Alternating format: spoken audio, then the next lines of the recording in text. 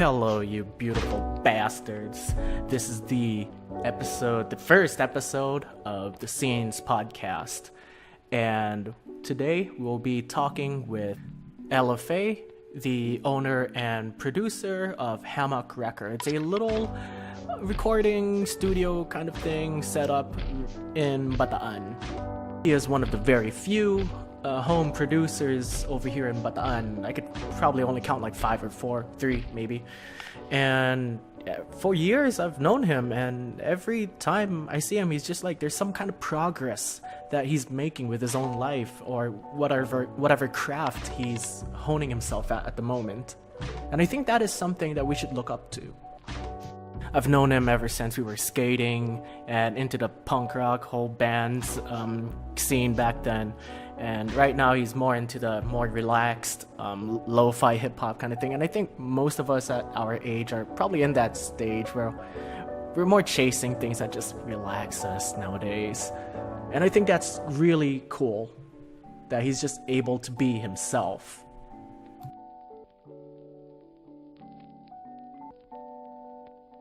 He carries on this attitude of you gotta do things yourself if you want things done. If you want change to be seen, then you gotta be the change yourself. And that is what LFA is. He's pretty much just a stand-up kind of... He works with his hands because he wants to see the change that he wants to see. Now, without further ado, this is me and LFA's conversation that we had when we recorded this. It's been a while. And, well, if you are new to this is a podcast. My name is Mongz Bautista, and this is the Scenes podcast, where we talk to various interesting people in our local music, creative, and whatever artsy scene. Thank you for tuning in, and I hope you have fun listening to this. Just Lipton tea. Nice.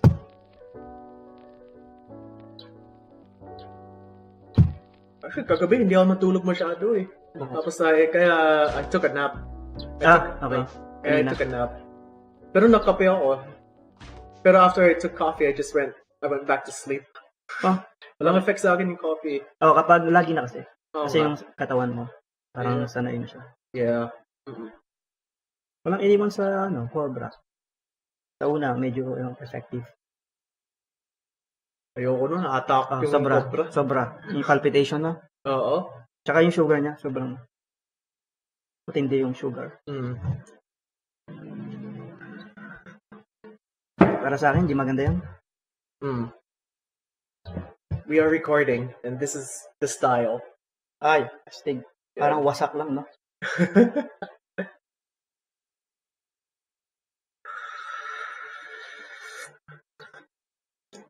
Ano yung like, what is sa mga projects mo?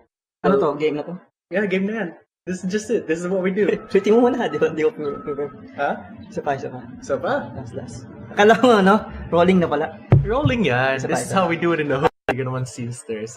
We're rolling now. Alright. Let's get it on. Alright, just casual conversation. Nothing unusual. Pero ano yung like, the most time you spent on a single song? On a single project, the most time, how many hours? It depends. Kapag yung genre na, yung gustong-gusto ko, okay, may nagawa akong maganda. Sometimes it takes 2 to 3 days because, it takes a lot of processing. It involves mastering, mixing. It's under in the music production, but music production, it's a broad topic. It's like science. There's a lot of field in science, like biochemistry, chemistry, and something like that. So that's why it takes 2 to 3 days. And I don't have any co-producer. I produce with my own self. Solo ka lang no? Oh. Yeah. Kaya medyo matagal. Depende kapag nasa mood. Depende, halimbawa, kagaya ng sulat ko nung nakaraan. Siguro ilang days yun? 2 days lang. Lahat na siya. Yung recording, songwriting, mixing, tsaka yung mastering. Tsaka yung video edit, hindi, wala nung video editing. Kasi ninakaw ko yung video eh. Ay, yung ano, Hindi ko ninakaw. yung kanta Wounded, no? May credits naman. Oh, lo-fi siya. Ah. Lo-fi style. Merong analog, hindi pala analog. Yung parang, yung scratch, ating turntable, naglagay ako. Ah. Ang tawag doon? Palimutan ko tawag doon. Turntable? Vinyl effect. Vinyl effect pala, hindi turntable. Turntable yung... Vinyl effect pala. Sorry. Hindi naman parang ng beatbox. Wait, no? How are you known to other people? Like, in the production world? Like, what's your name to the public? Sa public? Like, Yung gamit ko, LFA. Ikaw pala yung LFA. Ano yung meaning ng LFA? LFA kasi, yan. Yung side project ko yun na may una kong compose. May EP ako, yung unang Slightly Overcast EP. Whatever EP lang yun. Pero, pinroduce ko siya, sarili ko, para meron akong comparison at the end. Tsaka ayoko ma-experience yung diminishing returns. Yung parang gusto mong maging magaling sa isang, sa gitara, sa vocals, tapos, wala naman masyado makakapansin nun. Ang ginawa ko na lang, i-produce mo na. At least, meron kang na-produce sa sarili mo. May napatunayan ka sa sarili mo. Ayun naman nung, parang goal ko. Pag-uwi ko, diba, galing mission, 2 years. Oo nga, no. Gusto ko, parang, produce ng sariling EP. So, yung kahit, tsaka ngayon, comparison ko siya, kung ano yung level ng skills ko sa songwriting, sa producing skills. Pero ngayon, meron akong comparison. At the same time, may EP ako. Although, hindi siya ganun kaganda, pero wala mo lang pakialam dyan eh. Parang sarili ko lang, pursue ko lang yung vision ko. Dahil from time to time, you get good. From time to time, you get good. Hard work and dedication lang yung secret. Oo nga, yung yung what's that song na na-comment ako and I liked it. Yung Bookshelf Invitations. Bookshelf, that was really good. Really good yan. Salamat. Yeah. Really, really So good. sa ngayon, yung mga parang nandun ako sa parang style lo-fi. Na medyo hip-hop. Although hindi ako fan ng masyado ng hip-hop. Pero yung natutunan ko yung paggamit ng FL12 kasi pag gumamit ka ng FL12, parang sarap mag-produce ng mga EDM, hip-hop. EDM, no? Pero hip-hop, syempre, kahit pa paano, may influence din tayo ng hip-hop. Pero hindi masyadong hip-hop. Pero depende, kung nag-work din ako sa ibang artist, so kailangan ko, syempre, ayaw kong maging selfish. So ito yung gusto ng artist na, at ayaw mo itong genre to, pag-aaralan mo siya. Kasi gusto mong satisfy yung ear niya. Siyempre, meron tayong 5 senses. Iba-iba tayo ng sense of taste, sight, hearing, smell. Iba yung levels, no? Iba-iba tayo. Kaya, siyempre, as a producer, dati kasi, yung musician ako, nung wala pa akong alam sa music production world, parang gusto ko lang yung music na gusto ko. Gusto ko lang, New York hardcore lang. Yung gagawin ko, pop-punk lang. Gusto ko yung mga ganitong tunog lang. Gusto ko ganyan. Pero ngayon, naiba na yung perception ko. Dahil may ibang artist na parang gusto mo respect yung level na music na gusto nila. So, syempre, kahit ayaw mo, matututunan mo siyang mahalin kasi gusto mong, yung makipag-work, makipag-collab sa kanila. Hindi naman po pwede yung, kaya sinabi ko, iba-iba yung senses natin. Kaya, iba yung, parang iwanan ko yung influence ko dito kapag nag-work ako sa isang artist. Parang reformat ko yung isip ko. Yeah. So, i-reformat ko, pakinggan ko yung, sa una mo natatanungin ko siya, ano yung mga influence mo? Ano ba, paggawa siya ng beat, papakinggan ko yan. Pag pinakinggan ko, yan, parang pag-aralan ko yung structure ng kanta, yung mga sound selection, kunin ko siya. Kasi yun, gagawa na ako. At syempre, batay sa taste niya. Parang send ko sa kanya yung raw file, ito yung ginawa ko. Check that out. Tapos, check it out. Tapos, pinakinggan niya, gusto ko to. Kung may gusto siyang baguhin, sige, baguhin natin. Pag okay na lahat, good for recording na. Good for recording na. Okay. Dati, because, nung nagbabanda ka, like, what was your influence back then? Nung nagbabanda ka? Nagbabanda tayo. Biggest influence ko, nung Bites, ano yung name ng band mo dati? Bite Size. Aaron? Bite Size, no? Pero hindi ako Bite Size talaga eh. Parang invite lang ako ni Aaron sa Bite Size. Bite Size din. Pero yung una talaga, yung Pilgrim's Pride, yung talaga yung banda namin. Yung walang kwentang banda. Hindi, influence namin doon, Chris Aaron, alam naman natin, more on pop-punk, emo. Pero ako, yung influence namin, kasama yung drummer, yung New York hardcore talaga. Yeah. Tsaka yung hardcore punk, like Minor Threat, Gorilla Biscuits. Doon ka ba nag-start sa Beautiful Day. like old school hardcore? Doon ka nag-start? Almost. Pero hindi, nag-start talaga ako. Di ba nag-skate? Kasi di tayo nagkasabay mag-skate. Yeah, Pero okay. nakita kita. Mas nauna ka sa akin. 2004 yata ako nag-skate. Ikaw alam ko 2000. Yeah. Ganyan. Pero 2004, nag-skate ako sa dating Plaza Balanga, di ba? Yeah. Nag-skate ako pero ayan, nakikinig ako ng mga ano lang mga folk song kasi dati ko ano siya. Folk singer ng parang tumanda ganyan ng mga music. Pero nakakatawa yung pinsan ko, dumating siya, nagbakasyon sa amin. May dala siyang maraming CD. Tapos yung CDs, di ko alam pero pinatugtog siya. Nagandahan ako. Di ko alam na meron doon mga death metal. Cannibal Corpse. Nakita ko pangalan Cannibal. Ano to? Cannibal Corpse. Tapos siguro yung album art na takot na. Tapos first time ko makakita mo siguro na ako noon 16 or 15. Parang nakita ko siya. Tapos iniisip ko sa sarili ko. Nagchachamba lang sila ng chords. Parang ganyan. Tapos parang kasi para sa akin noise siya. Para kasi bata ako. First time ko makarinig ng ganon. Akala ko puro ano lang siya parang rumbled notes. Parang walang structure. Notes na. Hanggang sa siyempre nagkaroon ng kaibigan na death metal. Art pala talaga siya. Pero hindi yun ang influence ko death metal. Sinabi ko lang, kasama kasi yon sa album ng pinsan ko. Pero nagustuhan ko talaga doon nung meron siya. Yung Taking Back Sunday. Yeah. Tsaka yung The Ataris. Yung Summer Wind was always our song. Yung una napakinggan ko sa Ataris. Tapos parang sinabi ko sa pinsan ko, anong banda to? Sinabi niya, The Ataris at Taking Back Sunday. At noon, syempre, nung panahon nila, may internet na. Pero walang YouTube. Wala pang YouTube. Yahoo Music. Yahoo Music. Sinerge ko yung The Ataris tsaka yung Taking Back Sunday. Kasi naganda. Sa lahat ng CD na yun, ng mga meron siya, The Offspring meron. Offspring, napapakinggan ko yan noon pero hindi masyado. Pero naganda talaga ako sa Taking Back Sunday tsaka The Ataris. Kasi yun, parang nanganak. Parang yung mga, tinignan ko kasi di ba sa Yahoo Music, kapag nandun ng band, meron sa, di ko alam kung sa ilalim meron yung mga genres nila, tsaka yung influence nila, tsaka yung mga similar bands. Diyan yung Early November. Diyan yung Spitalfield. Diyan yung Newfound Glory. Newfound Glory, ang tagal na rin yan. Ayan, nandiyan yung, kaya yun, sinerge ko lahat. Yun, hanggang sa, lumawak yung hanggang sa nakinig na ako, nakinig mga ganong banda. Tapos nung college, yan, yung drummer naman, may dala siyang bagong music naman. Doon ko nalaman yung Agnostic Front, Madball, tapos yung 8 Ounce Concrete, tsaka yung 25 to Life, mga New York hardcore. Ayan, mga ganyan. So yun, pinakinggan ko siya. Kaya parang doon ako nagsimula sa punk.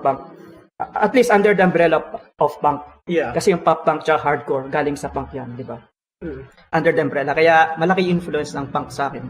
Yung DIY, hanggang ngayon ginagawa ko siya. There's sense of DIY. Hanggang ngayon. Kahit sa recording, wala nagturo sa akin. Meron nagpakita sa akin paano gamitin itong software na to. Within 15 minutes. Katingin mo, ang lawak ng music production. Enough ba yung 15 minutes? Hindi.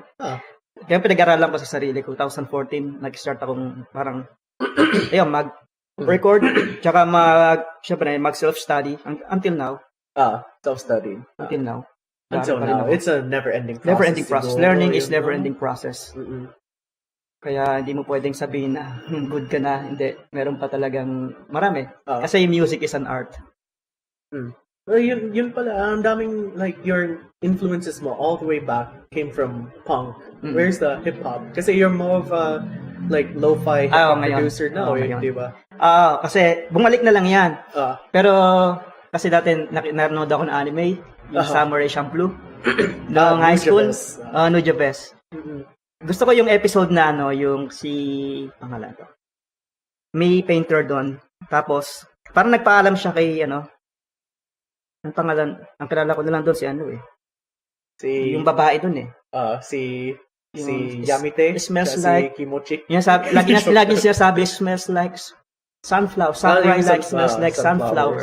Inabol niya pala yung Sunflower Man, no? Kasi daddy niya yun Sino yung, basta nakalimutan ko yun. Yung may paalam yung painter, tapos pinatugtog yung track na, ngayon ko lang nalaman yung, kasi na-search ko na, yung Sincerely by Chuchi. Basta yun, yung parang siya. Sobrang emotional yung Kasi ang ganda ng vibe Tapos nahanap ko. Tapos yun, nakita ko yung mga related. Tapos si Luja Beson doon. Kasi bumalik yung parang, dati kong yung vibe mo dati. Yeah, yung vibe dati. High school. Although, hindi ka masyadong fan ng hip-hop. bumalik yon kasi parang as FL12 ako ngayon, gagawa ko ngayon yan. Oo Parang, nga. tsaka ang ganda sa tenga. Tsaka parang may iba naman, alang gumagawa nandito ngayon puro banda.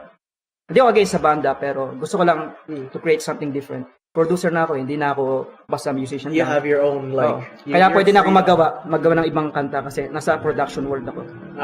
Kasi di ko pwedeng sabihin, para sa akin di ko pwedeng sabihin na producer ako kung pinoproduce ko lang yung sarili ko. So gusto ko may ibang influence, tsaka ibang music. Gusto kong mag-jump around, yung medyo malayo. Although nandun pa rin yung parang feel na, parang style. Basta yung maganda sa tenga ko. Hindi yung parang quirky hip-hop. Parang gagayahin ko na lahat. Diba, style Dr. Dre. Alam natin na yun ang holy grail ng hip-hop noong mga 2004. So, parang hindi ko naman gagayahin yun kasi hindi talaga ako nakinig ng Dr. Dre.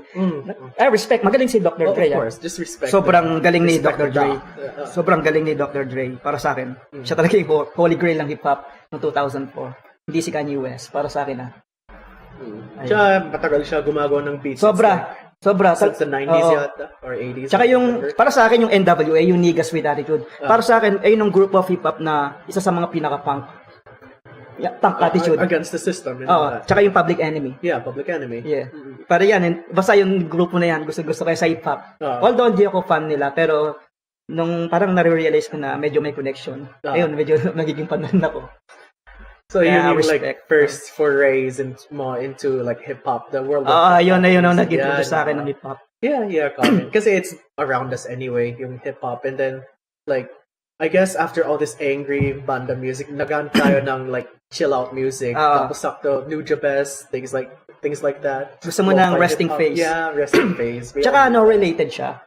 Di ba alam mo yung American football? Yeah. Merong Chinese football. Chinese football. Yung guitarist ng Chinese football, siya rin yung vocals, di ba?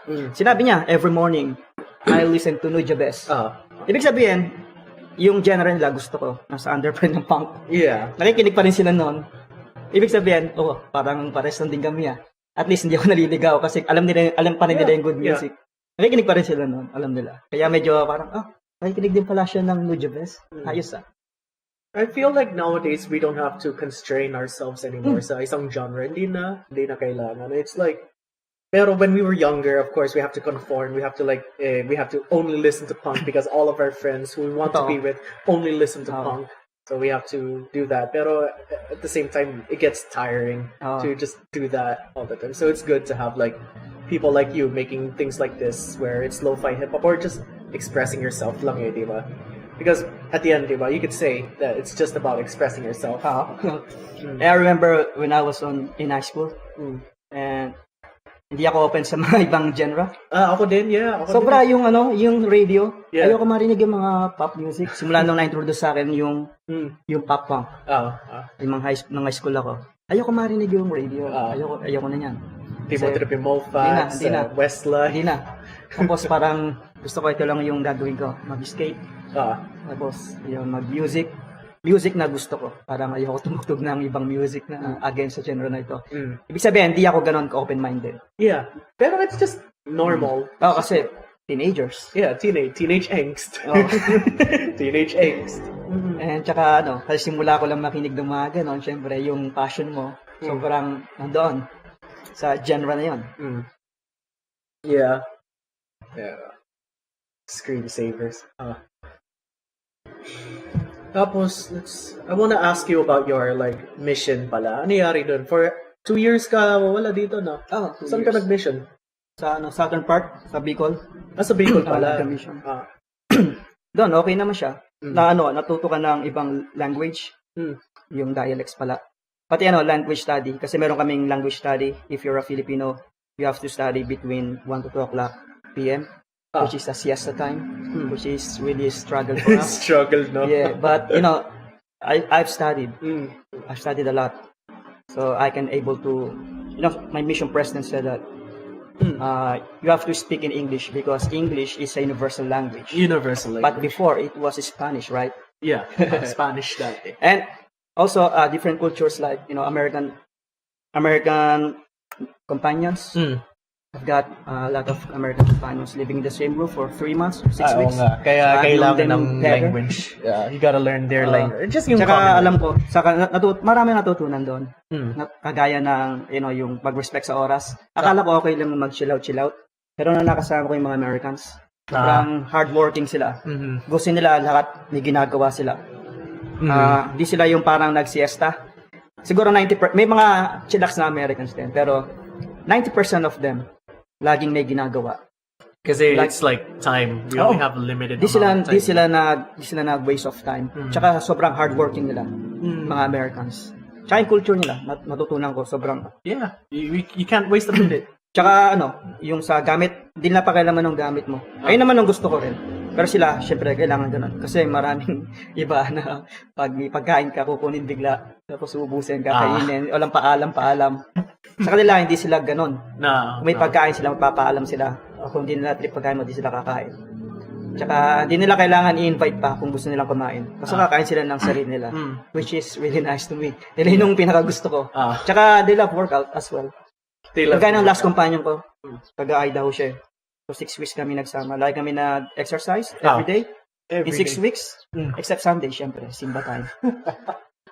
Sobrang masaya, madami natutunan.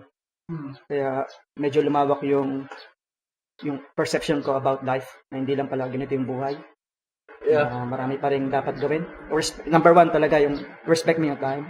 Yeah. Ayun talaga yung pinaka-naintindihan ko. Pinaka-natutunan ko pala. Nakasama ko sila. And then ever since bumalik ka, you just jumped into producing, di ba? Kasi may goal na ako I have a vision. When I was on my last 6 weeks, my mind already at home. I feel sorry for my companion because I silence treated him, because you're really lazy at that time. You would like really to go home now. And I have a vision now to create my EP. Yeah. Yan. Kaya yung pag-uwi ko, parang, nagsusulat na ako sa mission. Yung mga sulat na rin ako. Although whatever yun, parang Jack Johnson vibe lang. Kasi sa mission, hindi ka pwede makinig ng maingay. Kailangan ng mellow lang. Mellow. Siyempre. Hindi pwede maingay. What was the music you brought along sa mission mo? Ano yung... More chillax lang. Can you bring yung things mo about like yung MP3 players? Bawal sa mission yun Kasi ka nagsasounds out of focus. Nung nasa mission. Secret. Secretly lang na. Oo. Secretly lang. Kailangan church hymns.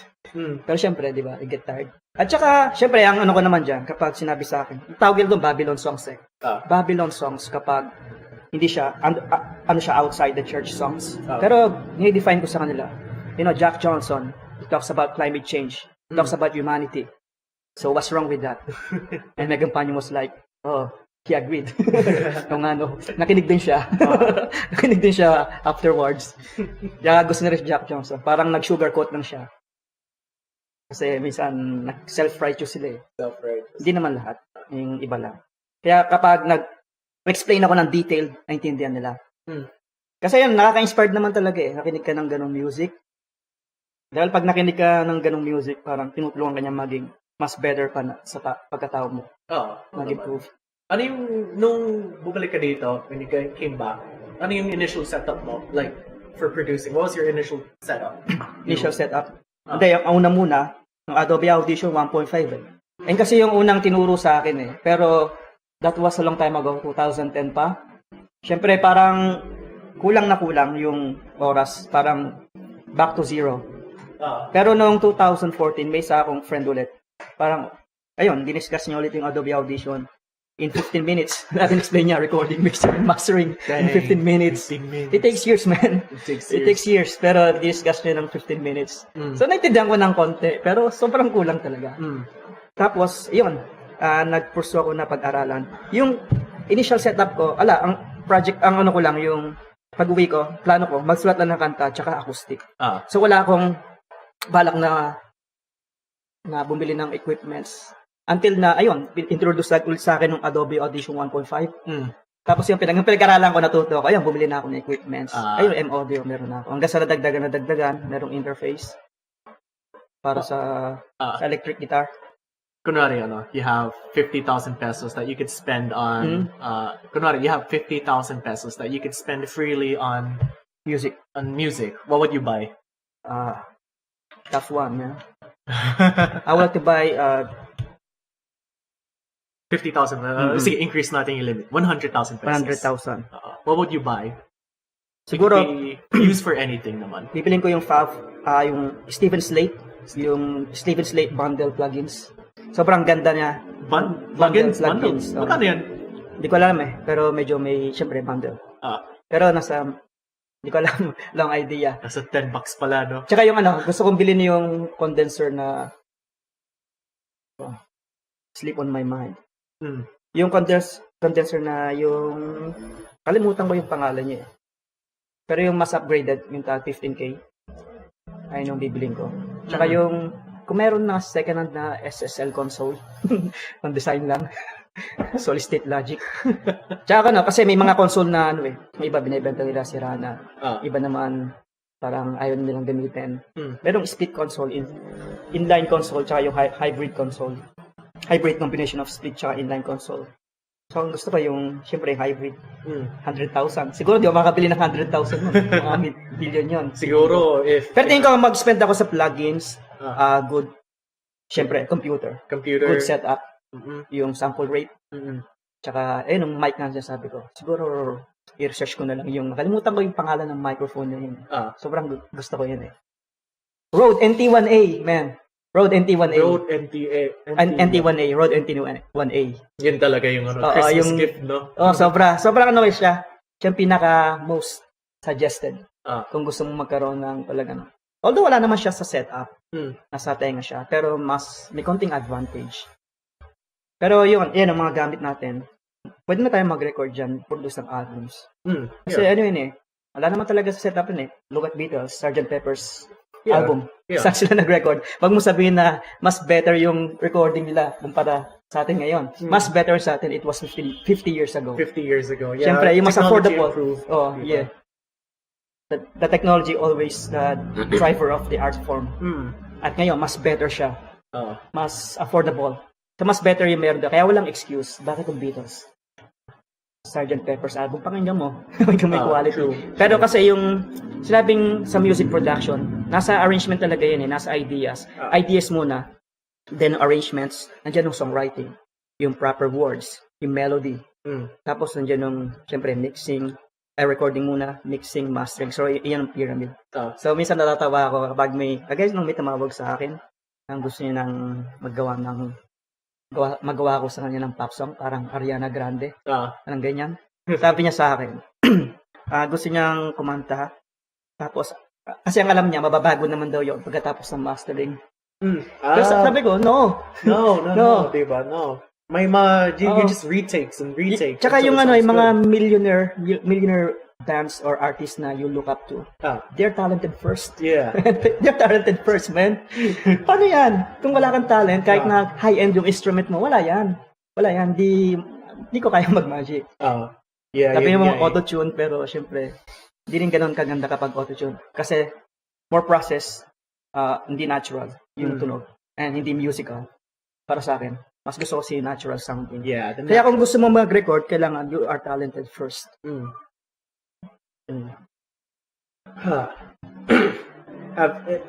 That was good. Teka. Save natin. Siguro may minute tayo. We could go for as long as you want. So, an hour, 30 minutes, maybe. Uy, sakto 4:20. 4:20 p.m. Lagi mo tinatapat eh. Happy 4:20. Whenever it comes to working on this, it always comes down to this 4:20 time. It has meaning, man. Do you have any? Do you have any? Nah. Just kidding. Nah, sobrang dry kasi. If it's possible to get, I would get it. Anyway, that's beyond the spectrum. Let's talk about music. Or saan na tayo? Pero actually, you're more straight edge now. Before, ever since? Yeah. Pero you had vices before, no? Meron na. Ano yung vices mo dati? Ayoko nang sabihin dito eh. Personal. Pero meron. Pero nagbago syempre. Of course. Ngayon, more natural ako. Ayun. More natural. Natawa ako nung magkasama tayo, no? Sa Balanga, tayo ni Aaron, siya ni Shane, di ba? Ah. Tapos, pupunta we're going to Sa your Bukay. place, di ba? Sa Tapos yung Bukay. mga tanong mo ay... Takot si Shane. No? Natakot si Shane ako din eh. May work ka daw eh. Asan yung bagong work mo sa ano? Sa PDA mo. Takot si Shane. Tatawa ako Shane. Tus ka daw eh. Tus ka. Nakakatawa. Sarap ng tea Lipton lang yan. It's just Lipton. Okay din kasi matagal na akong ginainom yan. Teka. That was good. O nga, no? How many artists have you over here locally have you worked with? Locally? Sa Bataan. How many so far? Ako? Yeah. Sarili ko? Yeah. Ron? Mm-hmm. Si Shane? Kaso, di pa siya ready. Sino pa? Sa akin din. Yeah. Sa'yo din. Ah. Tapos meron pang isa. Aaron? Si Aaron din. Siguro 6 or 7. Ah. Pero hindi pa tapos eh. Ah. Pero ang ano lang, yung parang accomplishment sa akin, yung EP ko. Tapos ko yung first EP. Kaya kay Shane, kasi kay Shane ready to record na. Yung arrangement na lang. Tsaka yung time ni Shane. Kung paano niya ayusin. Kaya ako nakikinig kay Shane. Bilis-bilisan mo. Bago ko magsawa sa'yo. Yun. Joke. Yun nga. Tus na tus. Tsaka yung screamo pick ko, dali mo Screamo pick. Alam mo yan? Hindi. Basta ano siya? Parang DIY na pick lang. Na ginawa ko. So, parang ginagamit ni Shane. Tsaka ni Sid. Sabi ko, ingatan mo yan kasi screamo pick yan. Tawa silang tawa. Kasi itsura, natatawa ko. Parang inukit lang sa plastic na lo-fi. Kasi, parang sarap gamitin pang strum. Sobrang lambot. Sobrang Tsaka sobrang kapag strum mo, sobrang crispy yung tunog. Kaya okay siya gamitin. Tatawa, screamo pick. Ayun, siguro 6 or 7. At may mga current project pa. Third project. Tsaka you do other like yung sa like from out of ayun, mixing entry ko 2017 sa indabamusic.com. Sana magkaroon Kamusta ng place. naman? Hindi, wala pa. July 4 pa yung end ng voting. Okay. So this July, i-announce sila. Sana, I'm optimistic because I did my best there. Pero kung wala, ganun talaga. Try ulit. Yeah. Tsaka it's highly competitive yung world Sobra. production eh. Sobra. Diba? Ano yung kalaban mo doon, ibang bansa? Yucks. International pala. You represent the PH. Sana. Pero it's more important to just represent yourself first. Syempre. Kaya nga nagagawa ko ng mga sarili kong music. Ayun ang second EP ko na ginagawa ko. Lo-fi. Parang yun ang gusto ko naman. Kasi tapos na ako sa acoustic eh. Although hindi pa siya ganun ka-solid. Pero at least I've done acoustic. Pero ulit pa rin ako dyan. Yeah, Ayun, nasa lo-fi ako. I mean, Ano naman talaga yan eh. Depende sa mood. Ngayon, nasa mood ako ng lo-fi music. Hip-hop, jazz, chill-hop. Yung mga minor 7 chords, major 7, major 9. Ayan, sa mga inverted chords. Nandiyan ako parang nag-focus ngayon. At konting trap, kapag nagpagawa si Ron, may sinabi silang music, naggawa ko. Pero, naggawa ko ng dalawa. Medyo trap style yung nauso ngayon. Yung may hi-hat rolls. Ganun ba yan? Hi-hat rolls. Ay mga uso ngayon na. Doon nangyari. Nagsimula yan sa although yung trap music, hindi siya genre. More on siya life story. Kung gaano, yung mga taga-Atlanta, di ba? Taga-Southern ba yan? Taga-East, kala mo yan. Yung parang Southern style. Southern style na ikinukwento nila yung gaano ka-hard life yung mga Black Americans sa America. Life story yung trap music. Parang na-considered lang siya as genre ngayon. Kasi puro taga-Atlanta yung mga sumikat na rapper na sa trap. Although not Atlanta, I mean yung mga Southern. Parang yun yung na-research ko. Kala ko trap meant techno-rap eh. T-rap, techno-rap. Trap music is about hard work. And then hard life. Hard life. Kinukwento nila through music. Kaya na-invento yung trap music. Pero hindi siya genre. Wala pa yata gig dito sa Bataan that's mostly focused on like producers and like people like you. Wala pa yata. Wala pa. Ay nga yung Do we know any other producers here? Marami. Marami ba? Marami. Si Sir Gabi Guevara. taga-letran, nagawa siya ng mga music na parang OPM style, pero maganda talaga. Sobrang ganda. Ayun, isa sa mga kilala ko. Sino pa ba? Kalimutan ko ibang pangalan eh. Pero, yung active, parang ilang nakikita ko. Pero what about other lo-fi hip-hop? Wala, no? It's just lo-fi? you. It's just you. Wala It akong seems kilala like, dito. no? Wala akong kilala dito na lo-fi. Siguro if meron, hopefully they can listen to this and, get in contact with Even you. in Manila, parang wala akong masyadong narinig na lo-fi. Lo-fi, kaya they're so, underground lo-fi. Ay, sa bagay, Diba? pwede. Pero, syempre, di ba, joke lang yun. may internet, parang ma-browse mo naman. Pero wala akong masyadong nakita na. Kaya nga, yung mas gusto ko yung mas hindi, sa ibang, yung parang ibang genre na, although yung lo-fi, sobrang big na siya sa ibang scene, lalo sa Japan. Pero, syempre, ako, gusto ko dito, parang, at least, di man ikaw yung nauna, at least, parang gumawa ka ng sarili mo na, parang hindi ginagawa ng karamihan. Parang kakaiba. And parang mag-stand out ka. Ganun mo talaga parang mag-stand out ka. Kailangan umalis ka kung ano yung nauuso. Lumipat ka, mag-experiment ka. Although hindi naman basta lo-fi yung ginagawa ko. Gusto ko yung magdagdag ng certain elements. Pwede ko ilagay yung elements hardcore. Pero pag-aralan ko ng structure kung paano ko ilalagay. Para mag-create ka ng sarili mo genre. Para may contribution ka sa scene. Hindi lang puro gaya. Kailangan maglagay ka rin ng sarili mo. Pwede ko nilagyan ng, naisip ko nga parang gusto ko siyang lagyan ng style American football na math rock. Parang medyo bagay sa lo-fi. Kasi yung lo-fi medyo, pwede mo siyang lagyan ng offbeat Kasi jazz. Like New Jazz did. Jazz siya. Pwede mong lagyan ng konting singit ng riff. Kasi wala pa ako sa shape, mag-gitare. Siguro kapag nag-ulit, kasi ngayon, focus ko ngayon talaga, enhance ko yung, sa mixing ako ngayon para bumalik ako sa fundamentals. Kasi nga, parang gusto ko maging mas solid pa. Ngayon, natapos na ako sa mixing sa music theory naman ako na aspects. Yan ako nag-spend most of time. Tapos, para solid na ako pa nag-songwriting. Kasi isip ko kapag songwriting lagi, tapos may kulang, ulit ko, sayang yung diminishing returns. Law of diminishing returns. Nag-hard ka tapos.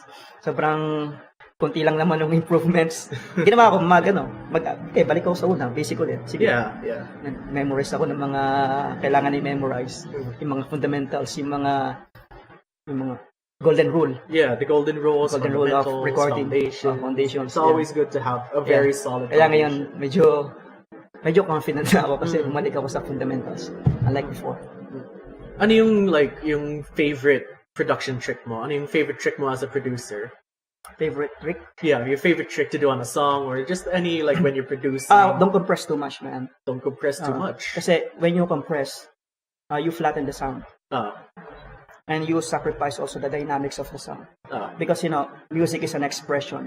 So if it's an expression, it has to move. So when you compress too much, you sacrifice the dynamic range. Because compressor, it takes down peaks and reduces dynamic range. So that's the meaning of compressor. That's why I don't compress a lot. Especially kasi ito isa sa mga mixing mistakes. Parang lagi na-compress yung mga tao, mga mixer. Iniisip nila, ina-anticipate nila kailangan lahat ng track kailangan i-EQ or i-compress. Pero minsan kasi kapag kinompress mo siya, hindi naman kailangan, medyo papangit siya. Kasi the less process, the more natural and musical you're gonna get on your sound. So hindi mo kailangan i-compress lahat, kung hindi naman kinakailangan.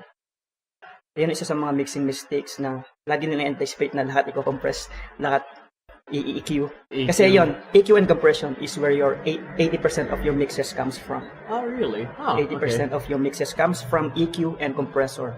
So minsan kasi may mga good takes na hindi mo na kailangan i-EQ. Kagaya ng yung previews, yung yung wounded. Hindi ko siya kinompress. Yung piano, hindi ko siya kinompress. Although I played by hand, hindi ko siya kinompress.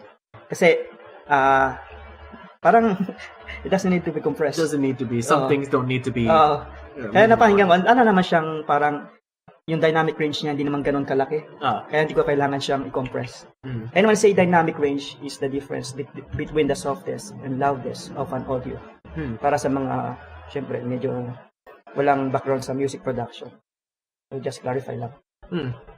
So yun. Parang mas gusto ko si natural na tunog Pero siguro yun ang pinaka-trick ko, tsaka less process para sa kasi nung nagsisimula ako lahat talaga, nagsimula din ako sa mixing mistakes na gano'n. Lahat ini-EQ ko, lahat kino-compress ko. Dahil inisip ko, gaganda siya. Hindi ko ala pa sa isip ko na, good mastering starts with a great mixes. And great mixes starts with great recording. And great recording starts with great ideas. So kailangan, punta ka muna dito sa baba. Kailangan maganda yung ideas mo, maganda yung arrangement mo, maganda yung melody mo, maganda yung recording mo, nag-gain staging ka, may proper gain staging. Hindi ka nag-ano na yung clipping. Kasi kapag nag-click ka, di ba sa digital, clipping is bad. Because it introduces distortion. Yeah, distortion. That's why may limit. Halimbawa, nag-guitar ka. Konting tips. Kapag nag-guitar ka, kailangan yung guitar mo, yung level niya, yung gain, 6 decibels, around 10 decibels to 6 decibels. The golden rule is always give yourself a 6 dB headroom for further processing like mixing and mastering. Okay. Dahil, di ba, magkaroon ka ng limiter sa pag-mastering. Sabi ng limiter, hard compressor siya.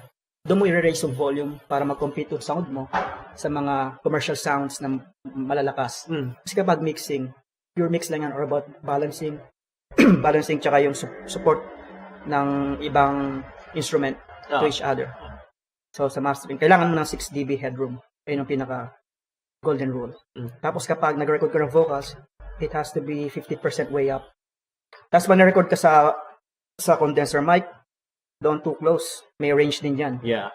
8 inches to foot away. Kasi kapag the more you get close to the microphone, you introduce proximity effect. The more bass response. That's how the science works, man. There's a science. Where did you learn all of this? How, if someone else wants to produce a newbie, then where would you tell them to learn? Where should they learn how to make, how to produce like you? Produce like me. Yeah. Man, yeah, it's broad, man. Yeah, it's broad. Pero where did you start learning? Where did I start? Like on the internet, pero like saan on Man, the on the internet? manual, man. Huh? I read the manual. Manuals? Yeah. Manuals of? Compressor. Yeah. And also, ebook? Ebooks. Ebooks. Just type on Google. E-books. Forums. Pupunta ka sa forums, no? Pero maraming bashing like analog versus digital. Lagi ganyan. Di ko alam. Pero syempre, I don't want to waste my time on that. Yeah. Pero lagi silang binash yung, lalo especially yung digital. Parang, mas better yung analog kaysa digital. Kasi wala tayong magagawa. Kasi yung digital, mas affordable. Tapos pwede mo siyang dalhin kahit saan. Kasi condenser mic lang. Pwede ka compare sa analog. Pero analog, meron naman siya kasing positive side, tsaka negative. Pareho sila. Kasi yung analog kasi, maganda rin yung analog. Because when you hear analog, maganda siya kasi parang nandiyan yung warm sound. Yeah. It was credited by its warm sound. When you say warm sound, the old records, the vinyl, ay yung mga old sounds, nandiyan yung warm sounds. Nandig mo siya. So mas maganda sa tenga kasi mas natural. Compare sa digital kasi sobrang linis eh. Pero ano bang ginagawa ng tape saturation plugin? Kagaya ng mga plugins ni Steven Slate, yung tape saturation ni Steven Slate. Ano bang ginagawa niyan? Pwede mo na siyang emulate eh. So what's the sense of anti-analog? Pero syempre, meron naman siyang positive and negative. So, syempre, mawawala kasi yung bashing eh. Yeah. Hindi mawawala talaga yun eh. Kahit saan, kahit sa genre, kahit sa scene dito. Anything, diba? Everything needs to be bashed on. Pero in the creative space, everything needs to be bashed on for like criticisms, for someone to improve on, At least it has to be constructive. Yeah, it has to be constructive at least. Yeah. Yung about analog and digital, kasi I'm medyo confused about it. Like, remember that song I sent you? The first song, the first song. The one that a lot of people liked, yung Here's Nothing, diba? Including me. Yeah, the really sad sounding song. It was really good, man. Yeah, but what I did was, yung ampli of the guitar was just here, the mic was here, and I was just here, and then I just, whatever. Is that analog, the sound of analog, or was that digital? Yeah, it was digital, basically. That's basically because digital. you use a condenser mic, and it runs through condenser mic, and then the analog signal translate to the processor. So if it involves a computer. Yeah. Okay. Kapag analog, nag-record ka sa tape machine. Tape machines. Tape machines. Okay. So, yung may ikot. Yeah, yung mga nag-record. pala. Tapos, okay. naka siya. Pero may tinatawag na, kagaya sabi ko, may three types of consoles: split consoles, inline consoles, and hybrid consoles. So hybrid consoles is a combination of split and inline. Tsaka may digital. So, kaya hybrid siya. So, ayan yung kadalasan sa mga big studios. Hybrid console ginagamit nila. Pero ngayon naman, marami ding mix engineer na kagaya ni Dave Pensado tsaka ni Andrew Sheps. So, biggest name yan sa music production. Talaga sila, mixing in the box. Mixing in the box talaga sila. When I say mixing in the box, gagamit sila ng plugins compared to outboard gear. Sa analog outboard gear, yung malalaking gear, mas maraming saksakan, kailangan pa ng patch bay. Tapos yung console na malaki. Kasi dito, for example, Pro Tools. Pro Tools yung pinakasikat eh. So yan, meron ka ng console dyan eh, sa Pro Tools. Kasi nandiyan nakaka-built-in na sa digital. Ayun, kaya sila, kasi napansin nila, mas convenient. So yung results, ganun din. So si Dave Pensado dyan, tsaka si Andrew Sheps, madami pa. Graham Cochrane, ayun ko yan. Tapos si Steve Albini naman, siya naman yung anti-digital. Steve Albini, best known for his work on Nirvana. Okay. Analog. Sobrang magaling din si Steve Albini. Pero sinabi niya, may point din si Steve Albini. Kagaya na napanood ko kahapon, yung documentary about analog. Sinabi niya na yung minimum na preservation ng analog tape, minimum 100 years. 100 years. 100 kasi sabi niya, may point din eh. Kasi yung digital, di masasabi kung kailan makukorrupt yung PC mo. At mag-backup ka. Tsaka yung may physical copy ka. May physical copy ka, di ba? Mas maganda yung, gaya ng may sarili kang tape ng Evan Wise. Compare sa merong binili mo sa iTunes. Ano mas gusto mo? Yung may CD ka o hinahawakan mo yung meron sa digital lang. Di ba mas gusto mo yung meron ka? Physical copy. Yeah. For me, I like the physical. Kahit vinyl. Tangible, di ba? Yeah. Tangible siya. Pero I'm a sentimental person. So, I'm a sentimental person. So, things like that matter to me. Ako din. Gusto ng vinyl. By the way, sa Recto, meron agnostic front na... Yeah, I've seen. Nakita mo? Yeah. Di ko nabili lang, pero 1-2 lang. 1-2, no? Mura. Ano yun eh, agnostic front yun eh. Ano yun, rare. So yun, basta dumaan ng console, tapos it involves outboard gear. Analog siya, tsaka tape machine. Ay, nung analog. Pero pag gamit ka nito, kahit nag-record ka sa ampli, yung signal, tinranspose mo dyan. It's still going to be digital. Analog to digital yun eh, converter. Digital. Simimix mo sa Pro Tools. What would be yung dream setup of a studio? For your setup, what would the studio look like if you had like unlimited money and you had like not unlimited, pero a large amount of money, you could do whatever style of studio you want. What would you do? It's like a simple room with a nice ambience, like nature outside. Pero hindi siya ganun kalaki na room. Pero mas gusto ko yung comfortable yung mga mag-session. Tapos, syempre, gusto ko rin yung analog. Kasi yung... Gusto mo din i-try, no? At saka yung vibe. Narinig ko kasi yung mga Led Zeppelin, parang mo. Yung nila, talaga yung record. Ganda ng tunog eh. Kasi hindi naman ako sa anti-digital din, kagaya ni Steve Albini. Pero kasi sa analog, parang na-appreciate. Kasi maganda rin pa sa analog. Sinabi ng isang in-interview eh, sa analog, bawal ka magkamali. Kasi continuous yung mo. Unlike sa digital, pwede mo i-manipulate. May start ka ng kaya nawawala yung parang sense of perfectionism. So, matapos yung kanta. Sa kanila, hindi ka hihinto. Kasi mahirap ulitin mo. Mahirap mag-rewind. Dito sa digital, parang pwede ka if mali yung take, you just retake and retake. Unlimited tracks. Yeah, unlimited tracks. Unlike sa analog, parang limited lang yung tracks sila. Hindi ko sinabing unlimited pala. May limit siguro mga 200. 200. Okay. Fruity Loops 200 pa. At paglagpas 200, hindi mo naman magagamit lahat yun eh. 24 tracks, marami na yun eh. Hindi ba yung computer mo yung maghang talaga. Ayun nga. Pero ayun sa mga dream studio, yung may nature sa labas. Kasi habang nag-mix ka, habang nag-record ka, parang buksan mo siya. Ito may nature. Tapos, hindi naman kailangan ng kompleto yung... Hindi, may mayaman eh, kompleto. Siyempre, pwede na kompleto. Diyan yung SSL console, yung solid state logic.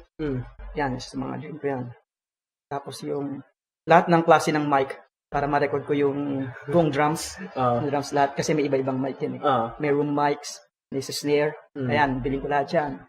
Tapos, siyempre, para sa akin, hindi ako magpo-Pro Tools. Kasi sanay na ako sa FL12 eh. FL12 para sa akin siya yung best DAW for producing, mixing and mastering. Dahil sanay na ako. Okay. Siyempre, bias ako dyan. Kasi magpapalit ako, diminishing returns na naman. Magtatrabaho na naman. Mag-aaral naman ako. Pag-aralan ko na naman. Panibagong ano na naman. Pag-aaral. Do you think you'll ever reach the point that you'll be able to have that? You think? I think so. You hope so, right? I hope so. Pero ayoko magsalita na tapos, syempre. Pero syempre, ginagawa ko yung best ko. You know, para ma-accomplish yung mga ganyang bagay. Kasi ito lang yung gusto kong gawin eh. Kasi ito yung purpose ng buhay ko. I don't wanna work 8 to 10 hours with a job that I really don't like. Kaya hindi ko in-apply yung mga pinag-aralan ko eh. Kasi parang 8 to 10 hours. So how many people yung gusto na mag-retire para gawin ang gusto nila? Diba? Almost 100%. Yeah. So kapag ginawa mo yung gusto mo, in your 50 years or 60 years, yung retirement age. So, low energy na yan. Ano pa yung energy mo dyan na gagawin mo yung gusto mo? Bakit di mo gawin ngayon? Hindi mo gawin ngayon. Although mahirap, nandiyan ang depression kasi, depression side. Kasi yung mga ibang nakilala mo, working sila, may pera sila. Ikaw, just still honing your craft. Honing your craft, you're starving artist. Diba? Unless you're happy. Yun nga, it's a trade-off in life. Kailangan mo sacrifice. Sacrifice, yeah. You can have less money but be more happier doing things. Pero you could be more happier if you had like better things too. And isa pa, successful people are those people who take risks. Yeah, true. If you don't take risk, man, parang nag-safety ka lang dahil may day job ka, hindi mo ginawa yung gusto mo. Tsaka ito pa, I'd rather to regret things I have done than to regret things I haven't done. Ayun ang gusto ko. Ayun ang pinaka-favorite quotes ko. Mas gusto ko yung pagsisiyan ng bagay na nagawa ko kaysa pagsisiyan ng bagay na hindi ko nagawa. Dahil ito yung purpose ko eh. I prayed to it, man. And God answered. In a tiny voice. Create music. Hindi lang music mo. Yung una, music ko lang. Siyempre, hanggang sa nalaman ko na, siyempre, marami ding artist na parang same vision as me, pero wala silang resources. At least ako, meron akong, at least, setup na kahit paano pwede mo nang gamitin para i-record yung mga music nila. Ano yung course mo dati? What course did you graduate? Caregiving, tsaka yung nursing. Has it helped you? No. that was the biggest mistake because, you know, it wasted my energy, effort, and money. Sobrang waste of time. Kaya, hindi ko naman gusto yun eh. Kasi, parang satisfy lang siguro yung parang parents mo. Siyempre, uso yung ganon. Yeah. I conform, man. Siyempre, di mo mawawala yan mag-conform ko eh. Nasa mundo ko eh. Di mo mawawala yan. Pero siyempre, kailangan gawin mo pa rin yung bagay na gusto mo sa buhay. Kasi life is short. Life is short. Kung di mo gagawin, kagaya yung ginagawa mo, nag-podcast ka. Dahil ito yung gusto mo. Dahil gusto mo, I just want to talk to people and get into their heads. Di ba? Ginawa mo yan, early age. Yeah. Hindi mo siya gagawin na nagde-day job ka ngayon. Tapos sabi mo, gusto ko na mag-retire. Actually, may day job ako. Hindi lang ako pumasok na yun. May day job ka? Yeah, may day job ako. Saan? Home-based. Yeah, pero call center ba? No, it's not call center. Yeah. Good one. Yeah, related to social media. But anyway, mag-break tayo. Sige. That was a good break. Before we go on break, if you had if you want to share one song, if you want to give one song to one person that you like and you barely know him, what song would you give that would remind that person of you? Any song? Any song. Just name it. Gigi Allen. Gigi Allen? No, hindi. Di ko alam yan. Sobrang punk yan. Sobrang punk yan si Gigi Allen. What song? What song do you want to give the world so that they would know that it's a song that reminds them of you? Siguro, ang hirap Maraming, On the spot, I like this kind of thing. Marami, Siguro yung nasa isip ko ngayon, yung Idealism, Phosphines. Idealism, Phosphines. Chill hop siya. Hindi lang tawag doon. Kasi yun ang nasa isip ko, pero marami pa. Yeah. Although on the spot, yun ang nasa isip ko, yun ang parang play inside my head. As of this moment, anyway. As of this moment, anyway. So, yun, if you want to listen to Jim, there's Hammock Records, and we're gonna talk more about that later. Let's just take a break for a bit, okay? Yeah. High five.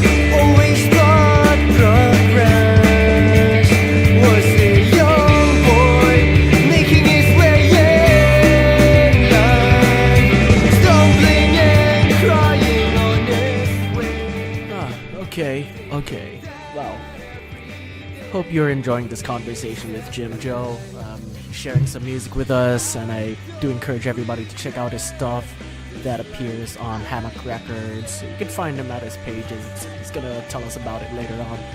Or shout outs, I guess. Nah, not really shout outs. But I do want to say that most of the music that we're using for this episode comes from the Continent Records page, and it comes from the band Neverdie. They're a fantastic band. I think everybody should be checking them out. Tani Carino has let me use his music, and Continent Records music, I guess, I'm not sure if it's actually like legally allowed, but well, he did give me the okay. So if just check out all the stuff from Continent Records. It's pretty good, along with Hammock Records stuff. And there's a lot of things that I do want to talk about eventually, and so we could be just having like a solo me talking to a microphone kind of thing, and if you're okay with that, just tell me. But let's get back to the show. Teka. Galing mo. Ha? Nag-isip kayo, a waste of time yan. Yung? Waste of time yan, yung ano na yan. Yeah, waste of time yan. Pero, Sayang. alin? Wala tayong sabing content na maganda. Dead air, no? Oh, Dead air. Patayo. Basically, just whatever. I'll edit it out. Hindi, tanggalin mo yung mga ganyan pala, yung mga dead spaces. Yeah, mga dead parang spaces. hindi maganda sa atin. Ano yung Hammock Records? Yeah, nga pala. In case we haven't talked about it, di ba? You're basically just Hammock Records. You're the guy behind it. Why Hammock Records? Kasi yung kagaya ng unang mga compositions ko, chillax siya. Siyempre, yung parang Jack Johnson vibe. So, siya, parang relate ko sa Hammock. Tsaka Hammock means simple. Simplicity yung ginagawa ko sa recording. Di ko kailangan ng maraming plugins. So, I'm just using my ears, to embellish the song. Sometimes, kaya ng pinag-usapan natin kanina, may mga song na hindi ko na kailangan i-process kasi maganda na siya. Hindi ko na kailangan ng processing kasi, again, sinabi ko kanina, the less process, the more musical and natural you're gonna get into your sound. Kaya, nabuo yung Hammock Records. Hammock term, it means simplicity. Simplicity. At may meaning on Hammock Records is where art meets science. Art meets science. Kasi musician din ako. Gagawa din ako ng art, ng music. Music is an art. Tapos yung aspects ng recording, mixing, art din siya pero more on science.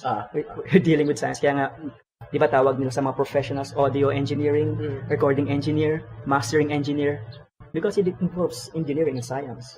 Di ba? So, yung meaning ng Hammock. Yun ang Hammock Records. Where do you hope Hammock Records will be next year? Or next year. What do you hope will happen for Hammock Records? Gusto ko mag-produce ng artist, syempre. Yung well-known, maging well-known siya na nanggaling sa, di man ako record label, dahil producer ako, / yung nagmi-mix tsaka nagmamaster. Yeah. So gusto kong magkaroon ng, di ko naman sinabi na parang in the status of ganitong banda or at least magkaroon na siya ng pangalan sa eksena. Yeah. Gusto kong magkaroon ng artist na gano'n, i-produce ko siya. Pero still independent. Still independent. Yeah. At kung when he gets signed, mas maganda sa kanya to the major label. At least nandiyan yung tulong ko. Nandiyan yung tulong ko bago siya sumampas sa major record label. So you're okay with being sa akin. Stepping stone? Stepping stone. Kasi, nga sa akin, I represent the underdog. The ones who always laugh at trying. Yeah. Pero syempre, kailangan meron kang good attitude. Number one, good attitude. Plus talents. Kasi hindi pwede yung may talent ka pero wala kang good attitude. Hindi ka welcome sa akin kasi hindi tayo magkakasundo. Yeah. Kasi hindi ako ganun tao. At ayoko syempre na may ganun tao na pupunta sa akin tapos hindi siya humble. Tapos parang hindi maganda yung ugali niya. So kahit talented ka, hindi ka pwede kasi ayoko ng ganyang vibe sa studio / bedroom ko. So for you, there's more of a personal connection with the artist, more personal than what other producers are willing to put out with, diba? You're actually connecting with the artist instead of just like, sige, you have money, just whatever, just record. You want to record whatever, I'll do your stuff. Even if you're an asshole, I'll still record you. You're the other. No. record with people who you like and you'd rather talk to them, di ba? Tinatawag ko siyang producer's choice. Producer's choice. Siyempre, di ba, parang ayoko lokohin yung sarili ko na, parang pipilitin ko yung sarili ko na i-record tong banda na ito, or rapper, or musician, or whatever you gonna call it. Tapos hindi mo gusto makipag-work sa kanya. Dahil against sa sarili mo. Ayoko yung ganun. Gusto ko natural para maganda yung vibe kasi music is an art. Yeah. So maganda yung expression, yung pag-execute ng expression natin sa music. So parang negative effect kapag hindi ko gusto yung attitude. Kasi number 1 talaga sa akin yung attitude eh. Hindi ko kailangan ng masyadong magaling tapos hindi naman maganda yung attitude. Hindi siya pwede sa akin. Yeah. Ayun para sa akin. It's just me. Yan, teka. May nice. I was thinking about. Yung Nice you have a new project din, yung Hammock Sessions, di ba? Yung episode. What's the deal with that? What's the shit about it? Lo-fi video. Lo-fi video. Gusto ko nagja-jam lang. Tapos, syempre, wala akong HD camera. So, I'm using my resources. Tapos, nag-jam ako. Tapos, nag-jam ako, hindi lang ako. Pwede kitang invite. Producer's choice, once again. Nandiyan ang father ko, kasi sa mga pioneer, sa mga musician dito. So, sa episode 4, nandiyan yung father ko. Kumanta siya, cover din. So, yung Hammock Sessions, more on cover siya. Yung mga gusto mong banda, cover mo siya. Kahit hindi sa studio ko, mag-film ako sa bahay mo. Mag-cover ka ng Evan Wise or Story So Far. Pwede ko siyang, sa episode 6. Ikaw bahala kung gusto mong video. Do it yourself. Basta hindi siya basta lo-fi. Hindi ko sinabing lo-fi na low quality. Ibig sabihin yung parang hindi mo ganun may quality pero it's just more art. Yeah. Alam mo yan parang mas more on nasa taas yung art. Yeah. Compare sa dinadaan sa production skills or sa sa high-end instrument, mga ganyan. Mas gusto ko yung nandito yung art. Gusto ko parang yung Beatles. Yung parang nag-record guys, sabi ko yung Sgt. Pepper's. More on nasa art sila pero yung quality nila hindi ganoon kaganda. Pero Billboard number 1 noon. Number 1 noon. Kasi more on art siya. Hammock Session. So hopefully you get a lot more people coming on, right? And they will submit more videos. You can help them out, and then maybe they'll also record with yung mga originals, which is good naman. Salamat. Which is good. I mean, how many record label, quote unquote record labels are here? We have Surgery. We have Hammock. Ayan lang yata yung narinig ko. Ayan lang yata. Kaya nga, isa pa yan sa nag-motivate sa akin. Walang gumagawa ng ganyan. Yeah. Kaya parang, if not us, who? Yeah, true. If not now, when? How are we going to help people get their stuff out? Tsaka passion ko to. Yeah. Passion natin to. So, kailangan tumulong tayo. So, maganda rin yung ibang records or record label na ginagawa nila yung ganung bagay para makatulong sa artist. Kasi marami talagang talents dito sa Bataan. Nakita ko yan kasi nasa banda rin ako. 2006, 2005, 2007, ganyang years. So nakita ko yan, maraming talents dito sa Bataan. So, syempre, huwag natin sayangin yan. Ayun yung pangit sa mundo eh. Ayun yung pinakapangit na gagawin mo. Yung wasted talent na hindi mo ginamit nung nabubuhay ka. So, syempre, naintindihan ko iba na walang resources. So, walang time. Yung time, syempre, parang minsan, ginagawa siyang excuse. Kung gusto mo naman talaga, may paraan eh. Yeah. Kaya yan, tulungan ko sila kung lalo yung mga walang resources. Basta may good attitude, siyempre. Number 1 talaga yung good attitude. Always. May characters. Man. Ayun yung wala talaga. You mentioned 2005, more than 11 years, tas sa scene ka man. What's the difference between when you first joined and now? Ngayon. Alam ko you were in different spots in your life at that time. Kasi yung last tugtog ko sa Bataan Underground, sa Babag. Last tugtog ko, 2008. Last time na you played live? 2008? Yeah. Dang. Hindi. Yung acoustic stuff yung kay Ron. Yeah, okay. Pero yung like sa banda, yung sa banda, yeah. Cover kami na Hatebreed. Pero last time you played in front of a live audience, yun kala Ron siguro na. Yeah. Pero hindi. Tumugtog kami ni Ron sa Dinalupian. Yung parang skate competition. Okay. Doon naman, nag-rap kami. Pero wala, just for fun lang. Hindi naman ako rapper. And I don't claim it. As a rapper. Pero yun nga, about yung bug dati, or about compared now to, back then, about the Bataan scene, and how was it for you? Ngayon masaya ako kasi medyo nagre-release sila ng mga songs kasi syempre nagre-record na sila. Pero yung isa sa mga comparison ko, siguro mas close yung dati.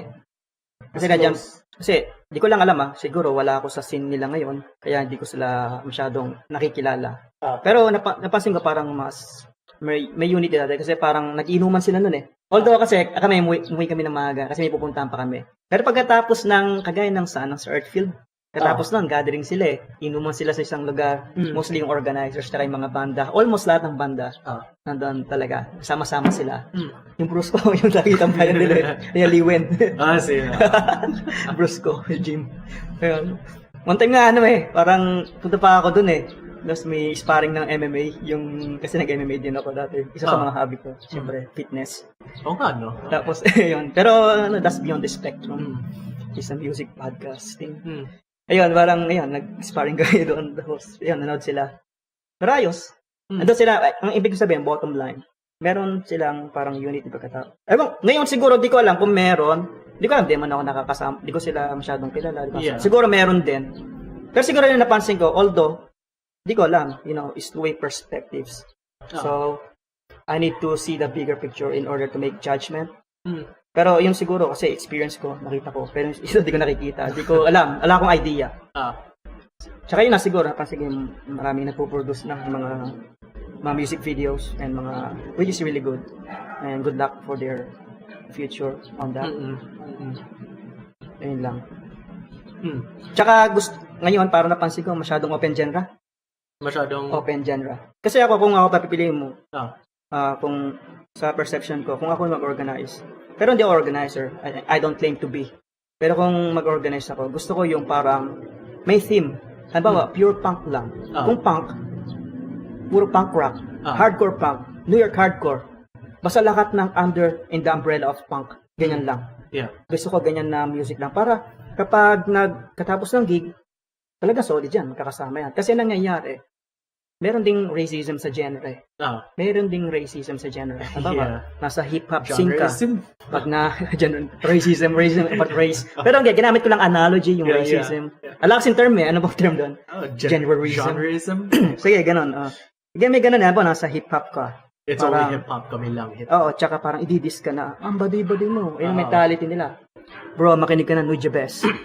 Lo-fi. Sabihin mo yan. Ganda talaga yan. Hindi sa music ko. Pero, syempre, iba naman ang hip-hop eh. Pero merong stigma sila na ganito ang hip-hop. Pero hindi ganun ang hip-hop. Tsaka yung, kung punk ka, sabing punk, madusing. Tapos, walang pinag-aralan. Bro, kung kilala mo si Greg Graffin, vocalist ng Bad Religion, he's a doctor. Yeah, true. Greg Graffin is a doctor. Ngayon, sabihin mo yan. Kung sabihin mga walang kwenta yung punk, sabihin mo sa kanya yan. And he will school you in many aspects. Ayun, parang yung stigma, parang ganon. Tapos pag nasa hip-hop scene ka, sinabing punk, ganito yung sabihin sa'yo, pinag-aralan, ganyan. Kapag metal ka naman, addict, drunker. Ganon, parang, ayun. Parang yun yung genreism. Kaya sa akin, ang naisip ko na idea, kung mag-organize ako, parang gusto ko under the umbrella. If it's metal, puro metal, death metal, grind metal. Di ko alam ano yung mga certain, di yung metalheads. Pero sa akin, yung punk. Kasi influence ako ng punk. Hardcore punk. Diyan under the umbrella. Parang walang racist. Siguro magkakatalan na sila sa attitude. Pero hindi naman siguro. Kasi sana. So you're more okay with like just certain genre for one night na for a gig, right? Or ayun, mas para sa akin para sa akin mas gusto ko 'yun. Parang ayoko maghalo ng ibang genre. Kasi nag-clash masyado yung Sobra. Kaya para sa akin, hindi pa ganun ko open-minded yung mga tao rito. Ewan ko ngayon hindi ko alam kasi 2008 nung huling tugtog ko. Wala kasi yung ikaw, ano bang napansin mo dito? Man, many things, pero that's another episode. That's a different episode. This is about your thoughts naman. Sa akin kasi, if I talk about it, abot yan ng ilang oras. I have a lot to say. Pero, how come you're not making any shows? How come you're not trying to do that? Wala pa akong budget. Budget, no. Siyempre. Hindi naman ako mayaman eh. There's 3 classifications in the social status of the world. The rich, poor, Ah. tsaka middle class. Ah. So yung nasa middle kasi may family business. Mm. So pwede akong mag-produce. Ah. Kaya kahit hindi ako magtrabaho kasi may business naman nung kuya ko. Parang doon ako tumutulong. May extra bedroom doon ako honing my skills, sharpening my skills. Diyan, sa middle class, classification ng meron ding rich middle class, middle class, and poor middle class. Siguro doon ako sa very poor middle class. Siyempre, Lowest of the middle lowest class. of the middle class. Mm. Oh, that's a good thing dahil nag-strive ka na. Yeah, it's good. Hindi ka gaya naman sa taas ka. Parang lang iniwan kay yung laban ni Manny Pacquiao yan kay Horn. Siyempre, mas hungry si Horn kasi si Manny Pacquiao nasa top na siya. Parang ako si Horn, parang siyempre hala ako sa top. Kailangan mag-strive ako to be the best para mabot ko yung level na yan. So yan, yung hungry, iba yung starvation, yung hungry, yung determination na nasa baba kasi nasa taas. Kaya medyo 50-50 si Pacquiao yan kahit hindi kilala tong kalaban niya. Ano ba yan? Laban niya?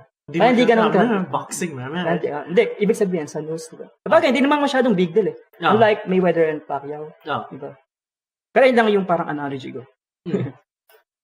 Wala lang kasi there are like shows na no budget talaga. It's just really, really DIY. Everybody tries to bring in equipment, pero do you think kaya dito? There's just like zero budget gigs. Do you think? You did it. I mean, You did it already. You did it already on your birthday. Oh nga, yeah, my birthday. It's just zero, almost zero. But 2009, 2010. many times. I was here, man. Yeah. Oh nga, many times. Ginastos ko lang dun is like. Pwede yun. Kasi dito kasi talaga. Parang attitude talaga yung problem. Attitude problem yung pinaka-problema. Hindi ko naman sinabi lahat ng tao gano'n. Pero marami ding may gano'n. So parang di sila nakapag-cooperate. Parang ganyan. Kasi gusto nila, parang sila lang yung parang bida rito. Parang ganyan. Ayan, parang siguro. Para sa akin, napansin ko lang. Para sa akin, opinion ko. Alright. Pero pwede, possible siya. Nagawa mo na nga eh. Yeah, dati. Pero dati, but ngayon, things were different back then. Sabagay.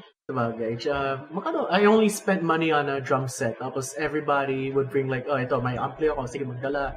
Or, no, like the first time I had my birthday gig, it was just like bass, an amp, and then drums. Kaso ang problema dyan, minsan pagkatapos ng chaos, parang di sila tutulong sa may kalat.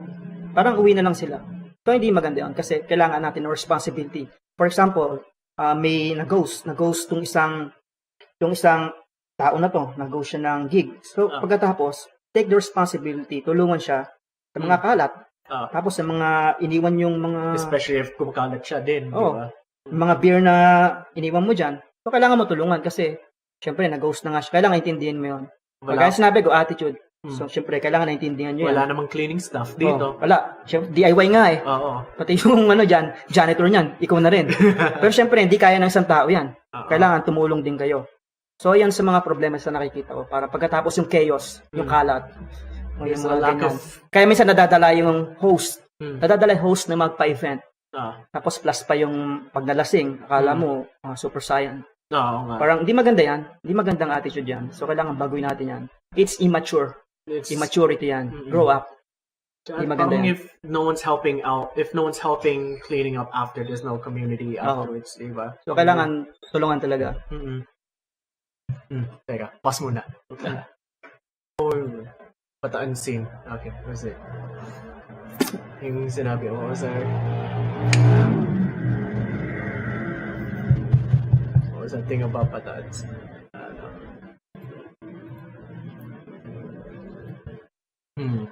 Oo nga, no. So, yung for you, it's better if everybody's just like, separated under genres. Separated under genres. To avoid like attitude problems na. Genreism. Genreism. Yun. Kaya hindi magkasundo eh. Ayun sa experience ko, ayun nakita ko. Parang separate yung mga metal groups. Although hindi naman lahat. Pero syempre, hindi maiwasan yan. Syempre, inotropa nila lahat nasa metal, lahat nasa EDM, medium.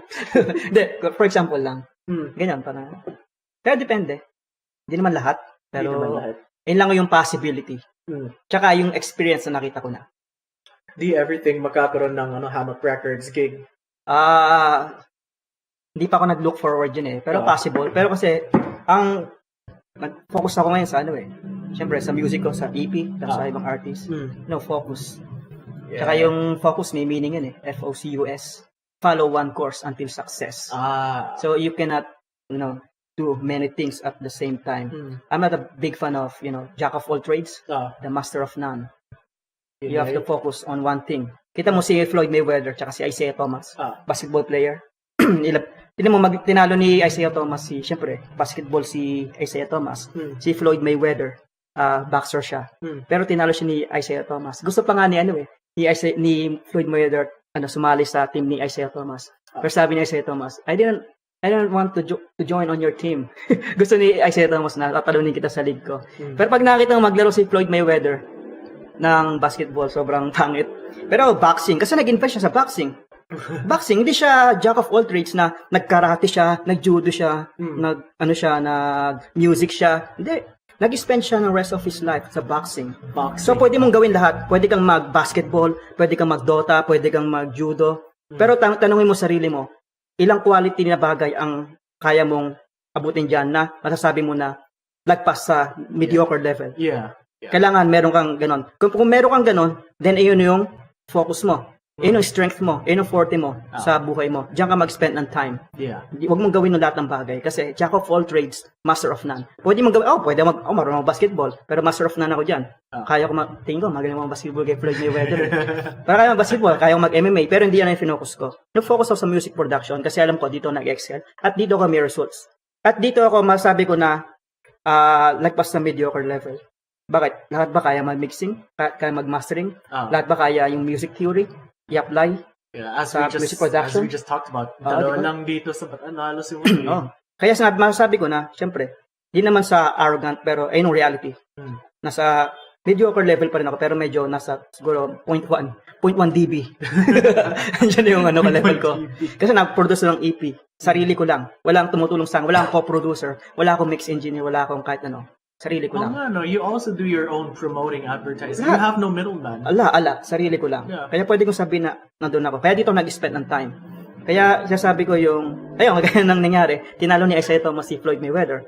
Ngayon din, vice versa, kasi si Isaiah Thomas, di siya ganun katangkad siguro mga 6 feet siya. Maliit lang siya sa NBA Pero mas malaki siya kay Floyd Mayweather, syempre. Pero kung magbaboxing sila, tatalunin ni Floyd Mayweather naman si Isaiah Thomas. Bakit? Syempre, ang forte ni Isaiah Thomas is basketball, hindi boxing. So, ganun. Para mag-focus ka sa isang bagay lang, huwag ka mag-focus sa lahat. Ayun yung parang point of view ko dyan. Okay. Have you ever been to other shows or participate in different scenes outside of Bataan? Like other music scenes or have you ever been to... Siguro sa Manila. 2015. Accidental lang yun Kasi kasama ko si Aaron. Hanap kami ng mga kainan gabi. Hanggang sa may nakita kami na nakita siya magandang babae. Nakita ko yung magandang babae. Nakatambay doon sa may parang cafe. Sa may Sampaloc. Chill ang pangalan So parang may guitar, may mga session. Hindi, 9:30 kami. Punta kami doon sa loob. May entrance, syempre. Biking. Laki magawa Punta kami. Sa kita namin. Alam magawa Hindi pala siya? Pagig ng parang songwriter Philippines. Nakalike ko sa group na yun. At nakikita ko rin yung mga posts. Sabi ko, ito pala yun. Tapos, yun. Patapos na siya. Kasi sobrang bait nila. Sobrang kahit di nila kami kilala, sobrang friendly sila. Hanggang ngayon, kaibigan ko pa rin yung iba sa kakausap ko pa. Sobrang mabait sila. Iba yung talagang intact yung relationship nila as a musicians sa Manila. Songwriters sila. Parang more on OPM. Pero yung community na sobrang ganda. Ayun, tapos parang wala nang kumakanta, sayang ang oras. Naisip ko na, nandun ako. Tugtog ako. Actually, pagkatapos yun ng gig ni Ron, so 2 gig. Yung Sabado yun, linggo yun. 2 gig, 2 gabi, magkasunod. Siyempre, nandun ako. Tumugtog na ako, siyempre. Kung sino daw gusto tumugtog open mic pala. Taas ako ng mic. Hindi naman open mic. May oras pang natitira. Pero pwede ng open mic yung kasi wala nang tutugtog. Tumugtog ako ng isang compose, tsaka yung The Ataris, 8 of 9. Yun, okay naman. I sing my heart out, man. Ala akong pakialam kung di nila magustuhan o siyempre, expression lang. Pero nagustuhan naman. Sana. Si Aaron niya gusto rin tumugtog Ayaw mo, bakit ayaw niya? Baka wala na yata ang oras nun. Wala na yata oras. Sila Jack para di siya tumugtog. Joke. So, yun lang, that was your only time outside Accidente pa. Accidente pa. Okay. Okay lang kasi parang sa akin ngayon, nakikita ko yung sarili ko parang hindi sa ayaw ko na mag-perform. Pero mas gusto ko ng may behind artist. Yeah. Kasi more producer ako eh. So gusto, eto, tugtugin nyo to. Pwede ka mag-rap dito, lagyan mo ng ano. Nasa behind na lang ako. Ako yung nag-produce niyan. Ako yung naggawa niyan. Ako yung nag-compose niyan. Ganun. Parang nasa ganun ano na ako status. Kasi ang hirap eh, di ko kayang pagsabayin eh. Kaya sinabi ko, master of none. Yeah. Jack of all trades. Di ko kayang gawin lahat. Gusto ka mag-perform. So paano yung mga ginagawa kong project? Siyempre, marami kang spent na time dyan sa pag-compose, pag-arrange. Maraming aspects. So, di ko kayang gawin. Maubos ang oras ko. Kaya ayun yung reason ko kung bakit. Parang ayoko na rin. Parang, ano muna, hiatus. Hiatus. Parang how do I pronounce it? Hiatus. Siyempre, I'm not an English speaker. Nice lang. It's fine, man. So, yun lang. Parang gusto ko work muna ako sa producing skills. Until I get good. Until you're satisfied with... Yeah, until you're satisfied with whatever you're doing. I think di ako magiging satisfied because satisfaction is the death of desire. Kaya gusto kong...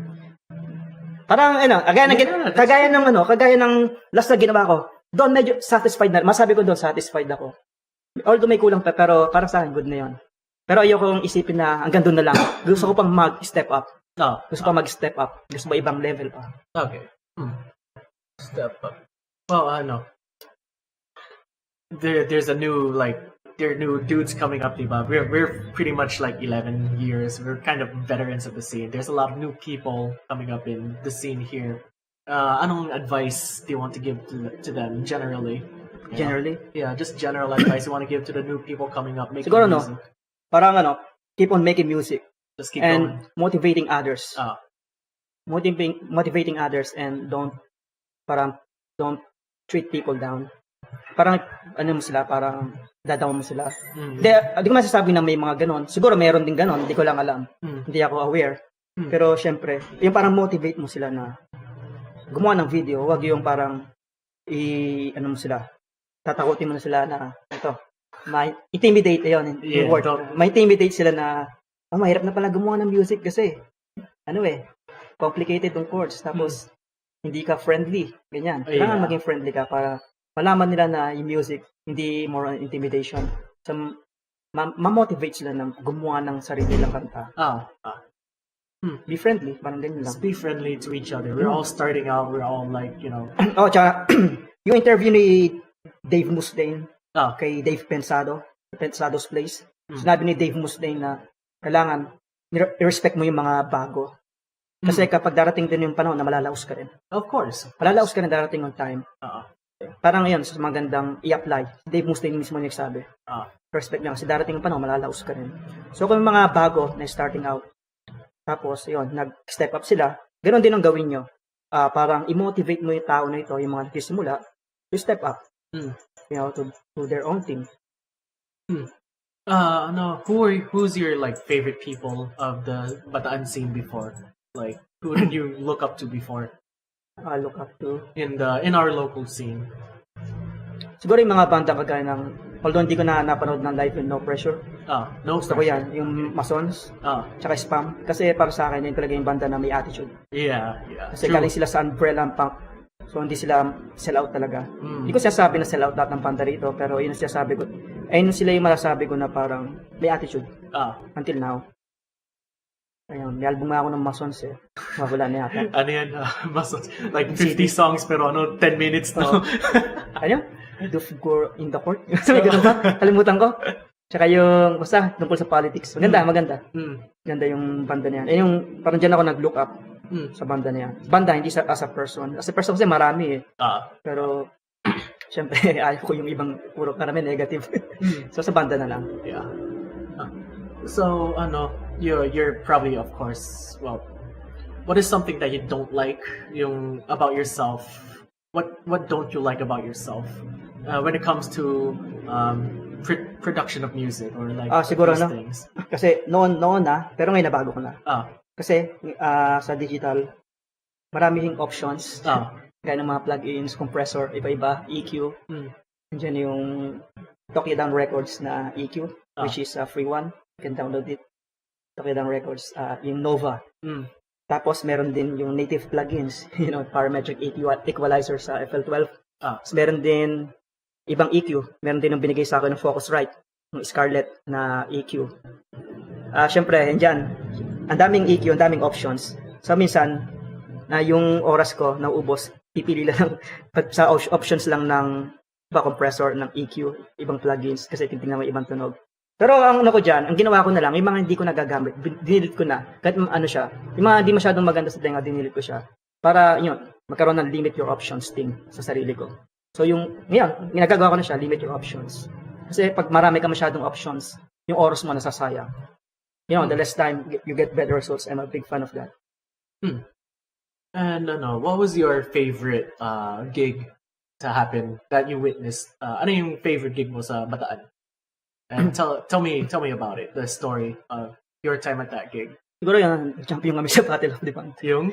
Champion kami sa Battle of the Band sa BCC. Battle of the Band, pero dumugtog kami ng mga Finch. So, syempre, champion. May pera. May pera, magkano? 2,000? Like 2,000. Pwede na yan. Pwede, di ba? Pwede na yan. 2,000, 1,000. 1,000 yata. O 1,500. Basta ganyan. May pera, syempre. Kasi, yung ginawa lang namin, parang, lang. Parang having fun lang. Showmanship. Showmanship. Parang yun lang ginawa namin. Natuwa yung mga tao. Yun. Hindi ko alam bakit kami nanalo hanggang ngayon. Pero, at least, first time mo sumali sa Battle of the Band, pero nanalo ko pa. Even though, di ko alam. Siguro, may something siguro. Di ko alam. Memorable. Yung pera eh. Kasi may pera. Hindi rin. Yung experience. Kasi yun ang unang live ko sa exposure. First time. Yun pala yung first time. At least, tingin ko, hugot lang ako dun eh. Parang second vocalist lang. Kasi wala akong banda na. Gusto kong sumali. Buti sinama ako nila. Salamat. So, the first time is the sweetest time talaga. Talaga. Ilang minutes na to? How long are we going on? About an hour and 22 minutes. We're almost done. I think you told us a lot about about yourself and about Hammock Records and production. Anything else you want to add to production? Anything else you want to say about producing music? So yun, like lang nila yung page at www.Hammock Records. Take note, we're not done yet. I still have just to ask you other advice. Advice na about producing music. Producing music. So sa akin yung basta yung ideas. Tsaka learn music theory. Kasi kapag pinag-aralan mo yung, especially if you're artist, kapag pinag-aralan music theory, mabuksan yan yung possibilities mo to create a good song. And in music theory, hindi siya ganon ka-complicated. It's just numbers. And numbers don't lie. Math rock. Numbers, kasi meron notational system, yung mga notes. Meron din integer notation, which is numbers. Number notation. Hindi mo na kailangan bumasa ng notes. It's just numbers, pure numbers. So you have to learn that. So it's your assignment, search integer notation. Ayan. Hindi na kasi di ko kayang sabihin dito, masyadong mahaba yung process. And it's beyond the spectrum. Okay. No, nothing's beyond the spectrum. I mean, right now we could just talk about whatever about you. I want people to know you. Like, what do you do after kunwari, you have like for 2 weeks or 2 weeks straight? You're just working on songs. And then what do you do on your free time? You finally get like 2 days of break. What's the first thing? What's the thing you're gonna do? Family. Relaxation. Family, syempre. Punta ka sa family. Kasi nakatira ako sa kapatid ko. So, yung bahay ng parents, parang sa ibang lugar, sa Balanga, nasa Kalagiman ako eh. Kapunta ko doon every weekend. Tapos sa kaibigan din. Sa kaibigan, ano ba? Ayun, mga food trip. Food trip. Anong food trip mo? What's your favorite? Mas gusto ko yung mga mga shawarma. Shawarma? Saka yung ayoko ng kanin, yung mga tacos. Mga ganun lang. Parang mga light lang. Tsaka mga gulay-gulay. Vegetarian ako. Hindi man vegan. Siguro half vegetarian. Kasi nagko-consume ako ng dairy products eh. Kapag vegan ka, dairy products nag-consume ka. Pero kapag vegan, kailangan di ka nagko-consume ng dairy products. Pero pag vegetarian ka, pwede ka mag-consume ng dairy products. Pero tingin ko hindi na ako vegetarian kasi may mga karne. Minsan lang. Pero more on vegetables ako. More on natural. More natural ako. You mentioned about MMA. You talk about boxing. Di ba you were boxing before MMA? Practice. Kamusta? How was it? What did you do? And why? Nag-training kami kasi Passion din namin ng boxing dati. At saka fitness. Gusto ko yung boxing kasi yung cardio. Iba yung tawag doon, release ng cardio mo tsaka yung adrenaline. Kaya kapag may kaaway ka sa Facebook, invite mo sa sparring. Kasi I trust you kapag tapos ng sparring, sobrang ganda. Kasi yung sportsmanship nandiyan, magbabati kayo. Kasi I've been there, man. Really? But even if there's Pero hindi naman magkaaway. Pero yung sportsmanship pagkatapos. Kasi yun, may experience ako, laban ko, pro boxer. 2 rounds. Mahirap talaga. Pero yung katapos, syempre, parang pag tinamaan ka, nainis ka, pero parang during the sparring, parang you hate each other. Syempre. Pero pagkatapos, yung feeling, parang same thing ko, same principle, yung pakiramdam, kapag may kaaway ka, pag mo daan sa Facebook, parang invite mo siya sa sparring kahit di ka marunong, hanap na lang kayo ng coach. Parang masarap sa feeling. Walk your talk. Yeah, true. Walk your talk. There's equipment. May equipment naman, may headgear naman. Some violent people, they just really want to hurt people. Kaya ayaw nila ng sparring. Hindi, may armor. rules. May certain rules. You think if a person really hates you, there's gonna be rules? Wala. They really wanna... Sige, mag-set ka ng rules. Kapag meron kang warning, kapag ginawa mo yan, you will be beat up. Sa bagay. And if there are no rules, someone might die. And I'm sure... Parang magdala ka ng kaibigan mo, tsaka kaibigan niya. Anyway, I don't want to be violent here. Just, hindi. Sports naman yung boxing. Sports naman. Yeah, sport. I don't want to be violent. Pero lang, parang suggestion. Do you have any tattoos? Wala, no? Teka. Gawin na lang. Anyway, going back. Yung what we talked about, how come you don't have tattoos? Syempre. Siguro hindi pa yung panahon ngayon. Kasi pag-isipan mo yan eh. Kasi pag naglagay ka ng tattoo, pag-isipan mo siya. So, ayoko maging regret siya. Pero kung papatattoo ako, gusto ko kay Wangod. Si Wangod yung taga, Baguio ba yan? Yung para sa akin, siya yung national artist. Yeah. Para sa akin, siya yung national artist. Traditional. Kasi pride mo yun. Kasi, history yun. Hindi, dati noon, mga Igorot warriors lang yung may ganon. Yung ganong klase ng tattoo. Kasi symbolism ng pagiging warriors eh. So ikaw, parang pwede ka na magpatattoo sa kanya ngayon ng ganon. At syempre, kapag nagtattoo ka ng ganon, nakaukit sa yung history ng Philippines. Yung pagiging warriors. Para sa akin. Meaningful kasi sa akin yung mga ganon. Mali ko sa history. What about movies? Ano yung favorite movie mo? Favorite movie? Siguro, yung Captain Fantastic. Alam mo siya? Hindi. Ganda yung panoorin mo. Captain Fantastic. Against siya sa conformity, sa society. Yung mga anak niya, tinago niya sa bus, tinuturuan niya mag-aral. Tapos, tinuturuan niya ng education, yung mga hindi tuturo sa school. Tapos, pumunta siya may nangyari scene. Pumunta siya sa bahay ng kapatid niya na babae. Tapos, chinastay siya ng babae, ng kapatid niya. Sabi niya, hindi mo pinag-aaral yung mga anak, parang ganyan. Tapos, pinababa niya pinakabunso niyang anak na babae.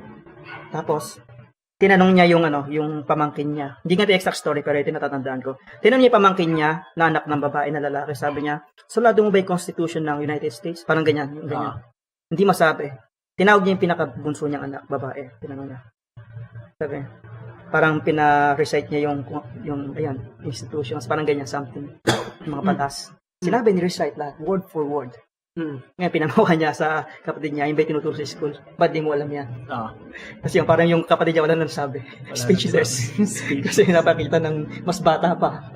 Na mas maganda, mas alam niya yung batas. Yung nangyayari. Yung batas. Hindi ko alam kung tawag. The bottom line is, mas may alam yung babaeng bata. Nag-aaral sa school. Maganda yung kasi, siya. Kakaiba na movie. Hindi lang nauso ngayon mga sci-fi. Hindi siya basta ganun. Hindi siya. Parang normal na story lang siya. Paborito. Tingin ko, isa sa mga paborito ko. Tsaka yung The Last Samurai. Gusto ko rin. The Last Samurai. Tom Cruise. Pero against ako sa ending. Ano nangyari sa ending? Ending, parang pinapamukha nila na white person yung samurai. Si Tom Cruise, which is Tom Cruise. That sucks, man. It should be Japanese, di ba? Bakit si Tom Cruise? Kaya nga ayoko ng ending. Hindi naman ako racist. Siyempre, Japanese warrior, yung samurai created by the Japanese, not the white person. syempre, dapat yung Last Samurai, sabagay, siguro production ng Amerika, ng US. So, kaya siya. Anyway, sinabi ko lang yung point of view ko doon. Anyway, we're at the end. How many minutes is this? About an hour, 30 minutes again. Jim, thanks for Jim LFA, right? Jim LFA, thanks for coming over, man. Holy shit, Hammock Records, it's gonna go places. As one of the few people who are doing the things that you're doing, what kind of influence do you hope on having on others? Siguro, good music, tsaka DIY. Do it yourself. So kung passion mo talaga yung music production, then start now. Parang pag-aralan mo na siya lahat. Ngayon. Hindi kung ano mo lang siya, kung passion mo. Pero kung musician ka, sulat ka na rin ng kanta. Pag-aralan music theory. Malaki may tutulong sa inyo. Foundation na music. Malaking tulong talaga. Kasi, yung sabi ko, that's experience. Cool. Give a shout out to all the things that you want to shout out to. Like your thing, your friends, or anything. Just shout out. I'll give you as much time as you want to shout out. Ayun, siguro, shout out sa mga artists. Siguro marami, hindi na isa-isa sa family. Tsaka ayun, kung interesado kayo, so sa Facebook, www.facebook.com/Hammock Records. Tsaka meron din. Loud and proud. Sige, www.facebook.com/Hammock Records. Hammock Records. Tsaka sa YouTube. May YouTube account ako. Meron din, ayun, sinabi ko na siguro to kanina. Yung may content na Hammock Sessions. And episode number 4 na. Ayun ko, sino yung number 5? Gusto kong may guest. Sana si Jay, kung papayag siya. Pero ayun, tsaka maybe someday, magbigay na ng content, yung mga tips, music production tips. Mga mixing tips. Mga ganyan. O mga music theory, o marami. Someday, pero hindi ko sinasabi ngayon. Pero may possibility. Pero sana kung mas maraming results na mangyari. Mas maganda kung mas maraming results para ma-motivate ako na gawin ng mga bagay na yan. Para makatulong ako, hindi lang sa mga dito. Kasi kung tutulong ka na rin, edi gawin mo na, buong mundo. Tulungan mo na lahat. I-upload ko yan sa YouTube para lahat mapanood ng iba. Yan. That's your shout out. That's it. Tsaka yun, be yourself. Kung ano yung gusto mo, gawin mo na ngayon. Huwag mo na hintay na parang tumanda ka pa. Spend ng parang yung parang bukas mo gagawin, isipin mo yan. Yung procrastination, tanggalin mo yan. Gawin mo na ngayon. Kasi tandaan mo, if not now, when? Not us who, if not now, when. It's great advice that we could all take in for this thing. And, well, I guess that's it. This is Jim from Hammock Records. We're signing out now. Thanks for inviting me. Of course, man. We go way back. Bye, us. All right. Peace, love, everything.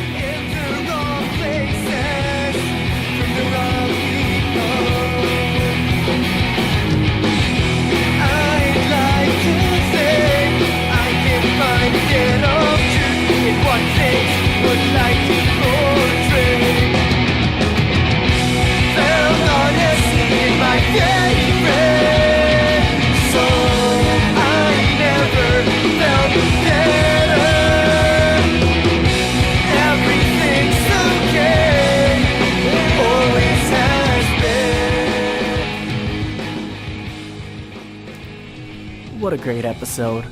It's always a pleasure to speak with my friend LFA on these kinds of topics, and usually whenever we hang out, all we ever do is just talk about all these various subjects and topics and just shoot the shit. And well, he's just overall a great friend of mine for how many years?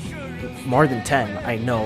And he's just one of those old low-key stalwarts in our local scene that has been making all these subtle moves that have been shaping things around us just in really small ways.